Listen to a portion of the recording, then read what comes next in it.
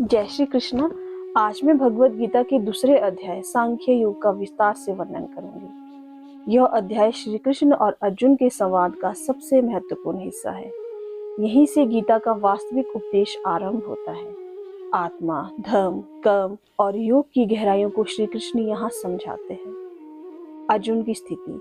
अर्जुन युद्ध भूमि में अपने रिश्तेदारों और गुरुजनों को देखकर विचलित हो जाते हैं। वे कहते हैं, हे केशव, मैं इन सबको कैसे मारूं? ये मेरे अपने हैं, मैं युद्ध नहीं करूंगा। मेरे हाथ कांप रहे हैं, शरीर थरथरा रहा है, मैं शस्त्र नहीं उठा सकता। तब श्री कृष्ण उन्हें डांटते हुए कहते हैं, हे अर्जुन, ये तुम्हारे लिए उचित नहीं है। यह मोह, यह दुर्बलता क्षत्रियों के लिए शोभा नहीं देती। अब श्री कृष्ण आत्मा के बारे में ज्ञान देते हैं। वे कहते हैं, आत्मा ना जन्म लेती है ना मरती है, ना इसे जलाया जा सकता है ना काटा जा सकता है। आत्मा अजर, अमर और अविनाशी है। जैसे मनुष्य पुराने कपड़े त्याग कर नए कपड़े पहनता है, वैसे ही आत्मा एक शरीर छोड़कर नया शरीर धारण करती है। इसलिए अर्जुन को अपने कर्तव्य से पीछे नहीं हटना चाहिए। अब श्री कृष्ण कर्म के सिद्धांत के बारे में बताते हैं। तेरा अधिकार केवल कर्म करने में है, फल में नहीं।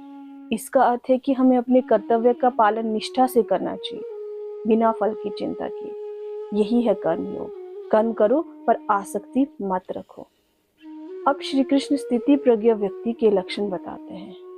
वो बताते हैं, जो व्यक्ति ज्ञान में स्थित है, जो सुख, दुख, लाभ, हानि, जय, पराजय में समान रहता है, वही स्थिति प्रज्ञ है। जो व्यक्ति सभी कामनाओं को त्याग देता है और आत्मा में संतुष्ट रहता है, वह स्थिति प्रज्ञ कहलाता है। वह ना दुख में विचलित होता है, ना सुख में फूला नहीं समाता। इस अध्याय में श्री कृष्ण हमें सिखाते हैं, आत्मा अमर है। अपने धर्म का पालन करना ही सबसे बड़ा कर्तव्य है। फल की चिंता छोड़कर निस्वार्थ भाव से कर्म करना ही सच्चा योग है। श्री कृष्ण का यह ज्ञान आज भी उतना ही प्रासंगिक है। अगर हम इसे जीवन में उतार ले तो हमारे सारे संशय दूर हो सकते हैं। जो हुआ वह अच्छा हुआ, जो हो रहा है वह भी अच्छा है, और जो होगा वह भी अच्छा ही होगा, क्योंकि सब कुछ श्री कृष्ण की इच्छा से हो रहा है। अगर आपको यह वीडियो पसंद आया तो इसे लाइक करें, जय श्री कृष्ण लिखकर कमेंट करें और मेरे चैनल शशि कृष्णा कॉन्शियस को सब्सक्राइब करना ना भूलें।